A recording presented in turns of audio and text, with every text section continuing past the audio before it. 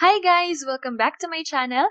In this video, we will be discussing the mode for group dataset.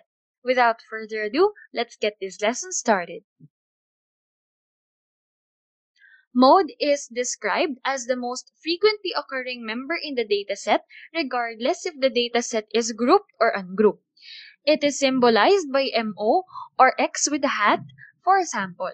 To compute for the mode of the group data, we will use the formula called the empirical mode formula, which goes like this. Mode is equal to 3 times the median minus 2 times the mean. In other words, the value for the mode is dependent upon the value of the median and the value of the mean. To better understand, let's have this example.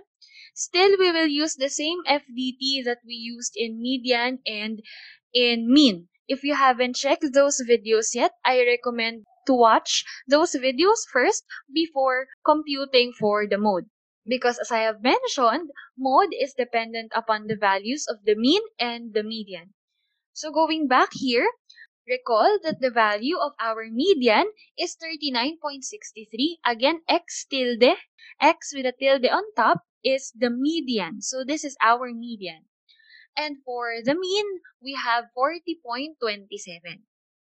We have computed this previously, so we will just use their values to get the mode.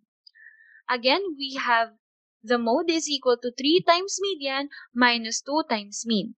Substituting the values for the median and mean, we have 3 times 39.63 minus 2 times 40.27.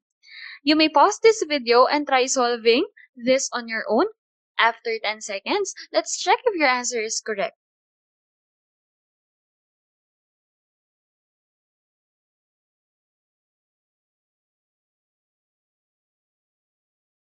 So multiplying 3 and 39.63, we have 118.89.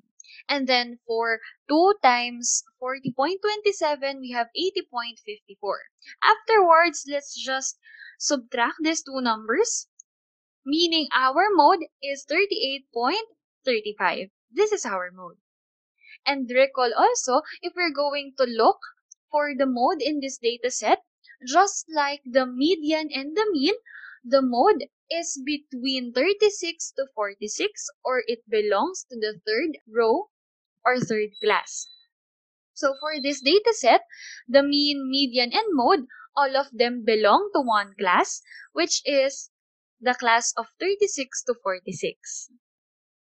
So that's it for the discussion about mode or empirical mode, whose value is very dependent upon the values of the median and the mean.